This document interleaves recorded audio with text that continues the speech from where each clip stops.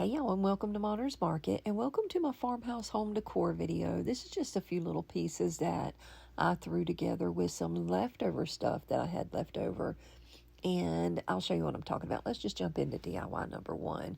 For DIY number one, I was so stinking excited to finally find one of these beaded wreaths, and I've seen so many people on YouTube and other places to haul them, but I've never been able to find one.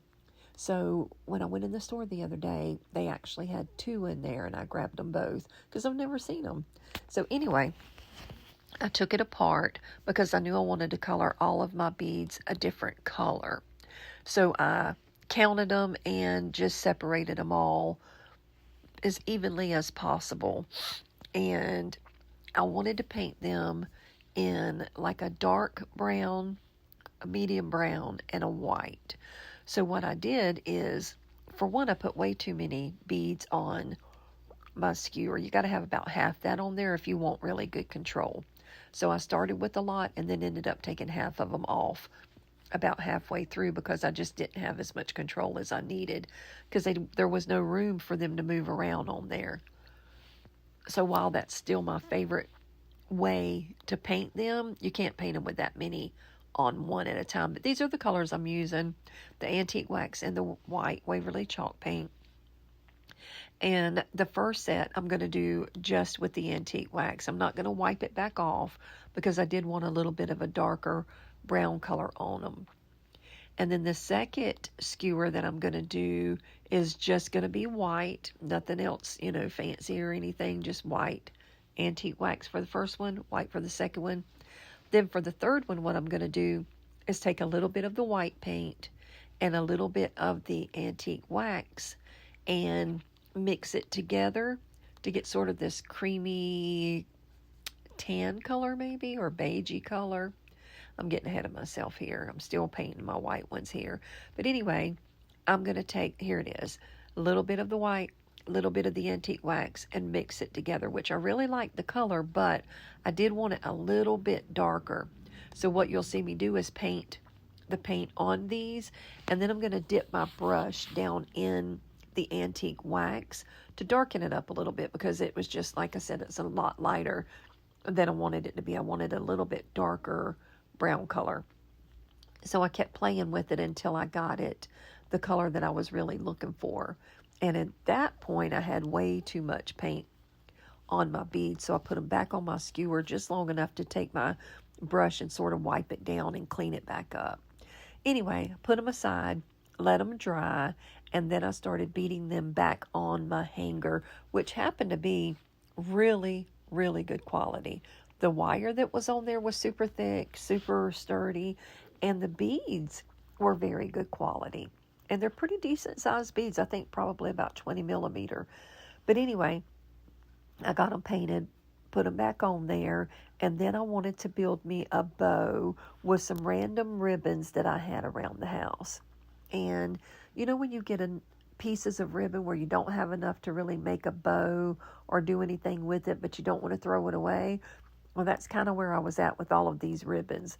So I just cut them into 3 pieces and dovetailed the ends and started building my bow. I got very overzealous trying to make this bow. I had enough ribbon on here to make 2 bows, and I was trying to make 1 bow out of it. So what you're going to see me do is put it together and then take it back apart and take about half of that ribbon off because it was way too thick and bunched up, and it was just a hot mess. So I took my scissors and I cut it apart, and I took about half the ribbon off. And once I was satisfied with where it was at, I put another zip tie on it, and it was a lot better at that point. So after I got it all dovetailed all the way through the whole thing and got it kind of cute, then I took some twine and I added it to the bottom of my hanger. And then I had these little random pieces of greenery that I glued in there because I don't know if you've heard me say it before. I'm sure you probably have if you've been around my channel for a while.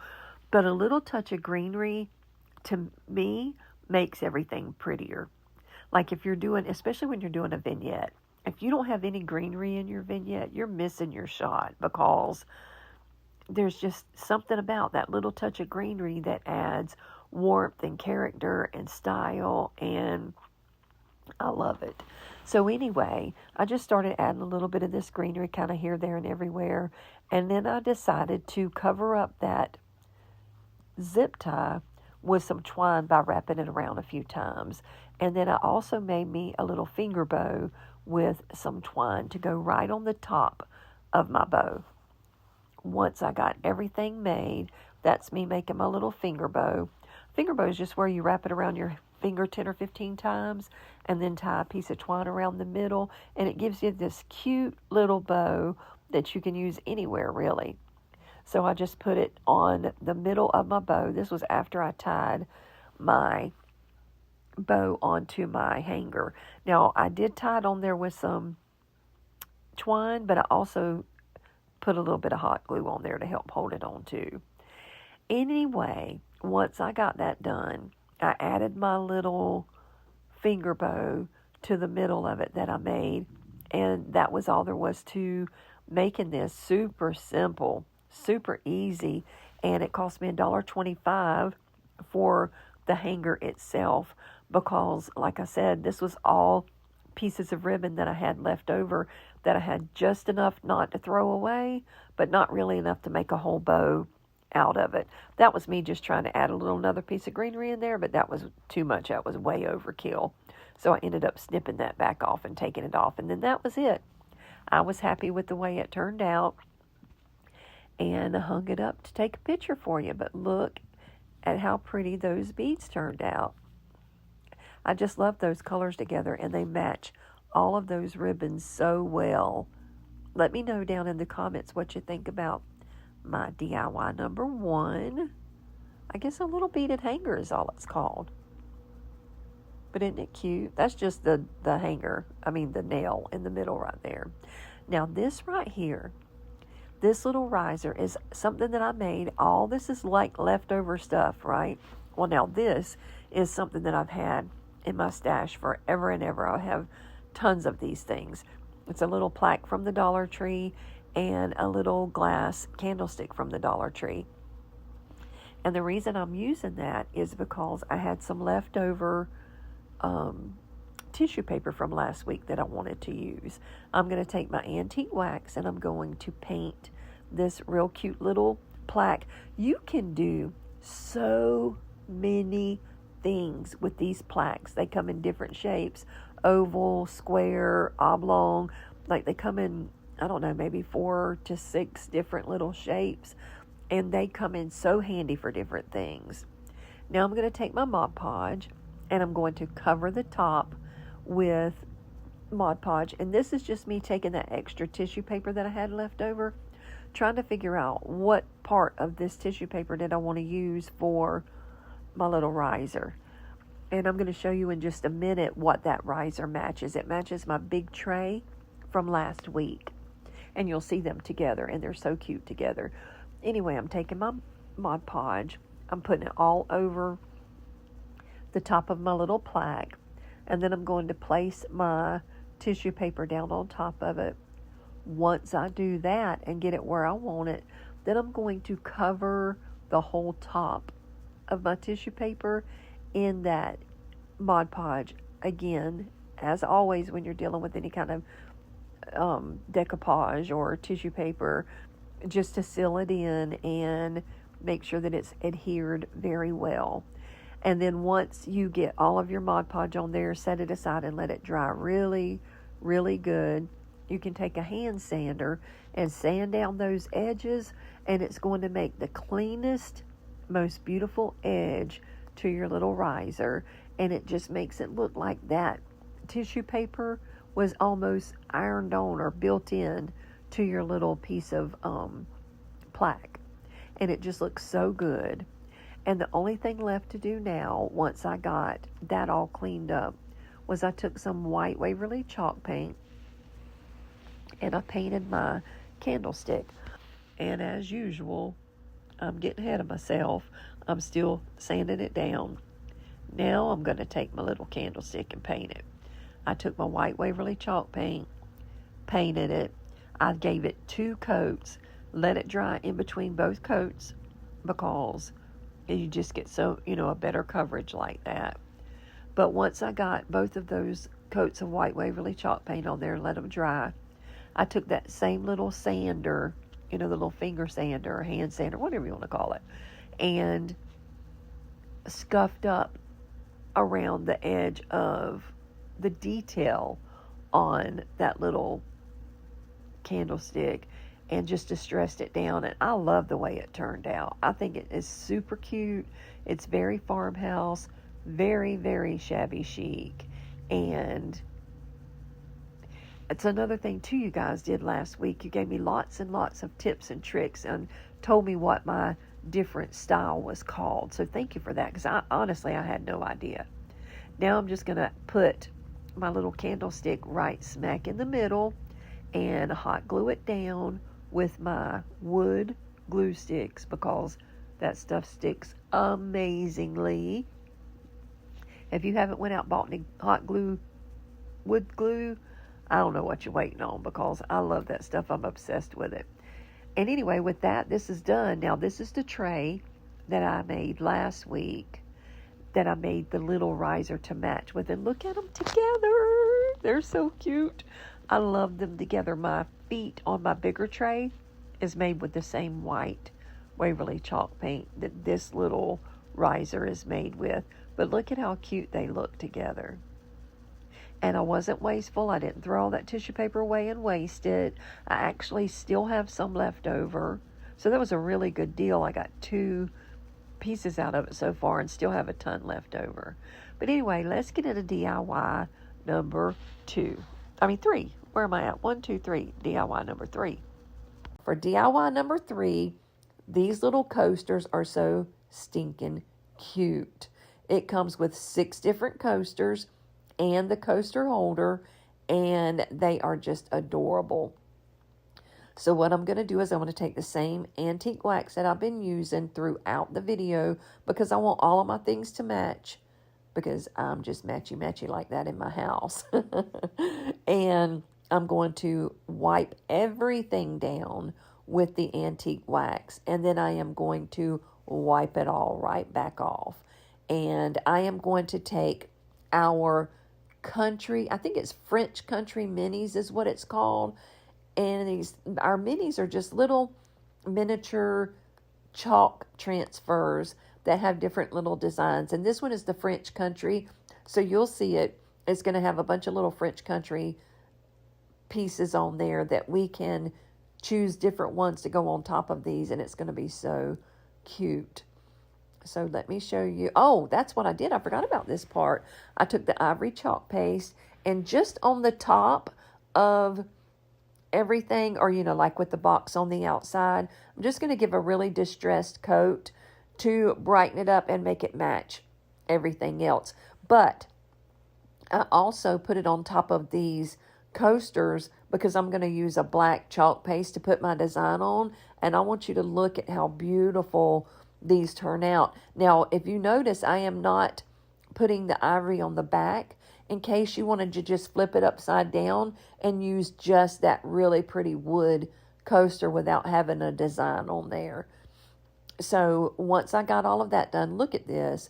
These are so stinking cute.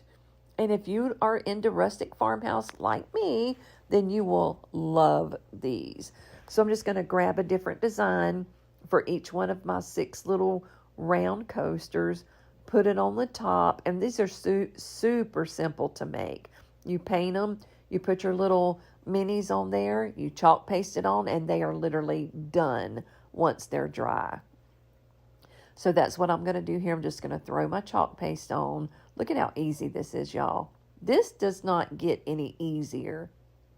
And there's no designing in Design Space and cutting it out with a Cricut and weeding 10,000 little intricate pieces, which I love to do. I'm not knocking a Cricut. I've got 4 of them, use them all the time. But if time is not on your side, this is the perfect way to decorate. Look how pretty that is. I love all of these designs. Look at that. I'm going to just kind of show you each design as I peel them off. Aren't they just the sweetest little designs? And you know me, I'm all about some rustic farmhouse. Look at those. Those are so cute. And I put one up under this cup and the rest in my little stand. And I want you to look at how sweet these coasters turned out, y'all. I love them. We are always having company over and looking for coasters, and I only had like 2 or 3 because I don't know what happens with mine. Like, I don't know if the grandkids run away with them or what, but I can literally never find my coasters. Anyway, let's get into DIY number 4. For DIY number 4, I'm going to make this cute little candy jar. These are 100% Dollar Tree. Well, no, it's going to be 99 because of the little knob on the top. I got this little jar from the Dollar Tree, and I got this candlestick from the Dollar Tree. And then that little doorknob right there I got from Amazon in a big, huge pack, and I use them for all kind of stuff, even feet. Anyway, I'm going to take this beautiful goldish brown hammered spray paint, and I'm going to spray the lid and the candlestick. And when this is finished, it's going to have the most interesting, I guess, texture to it. It's going to look like somebody took a hammer and just beat on it. But I love it. It's so cute. And this was the easiest thing I've made in a long time. So I'm taking my super glue gel and I'm going to glue them together. And the reason I did not use my hot glue is because it's sort of a tan color. And I didn't want that tan color to show on the, with that glass being clear. Anyway, I set it overnight, let it dry, and then I added a couple of bags of candy corn, and that was it. This literally took me maybe 5 minutes to make, and I'm telling you, it's so pretty.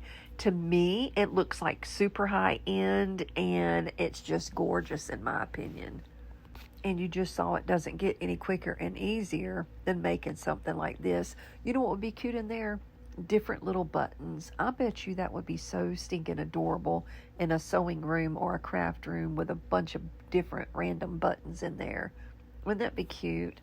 But look at that paint job. I love it. It was super quick, super easy. And I've got, what, $2.50, maybe $3 with that little piece on the top. Well, there's no way it's $3 because those were very inexpensive. I will link them actually in my description box below. So let's do my final reveal where I show you the few little things that I've made for you today. Again, just random farmhouse things. This is my little beaded hanger that I turned into a little door hanger. I think it's so stinking cute with my little messy bow and my little greenery. Which one of these are your favorite today? Is it my bow or my, what, I don't even want to call that a hanger, my little candy jar? I love that paint. That hammer paint's just so unique to me. Or my little coasters, or my little riser to match my big table I made last week, or table tray, whatever you want to call it. I think the tray is probably, my riser is probably my favorite today. So let me know down in the comments below. I don't know, I like those coasters. I do like those coasters. But the candy dish is cute. You see why I can never pick my favorite? Because there's something unique about each thing that I just really, really like. But I love hearing what you think is your favorite down in the comments. I love reading your comments. My name is Brenda. And I'm so glad you came today to watch my video. Please excuse my stuffiness. I have horrible seasonal allergies, and my head is so stuffy today. But anyway, thank you for coming to watch my Farmhouse Home Decor video. I have a video every single Tuesday at 8 p.m. Eastern Standard Time. If you're new to my channel, as I just said, my name is Brenda, but my sweet grandbabies call me Monner, and I always try to do a live chat during my premieres so we can chit-chat and get to know each other. We have the most amazing time talking to each other and catching up every week, and we would love for you to join us. But for now, I'm going to hush my yapping and let you go to something else. Thank you for coming. Thank you for watching. Be blessed. Bye now.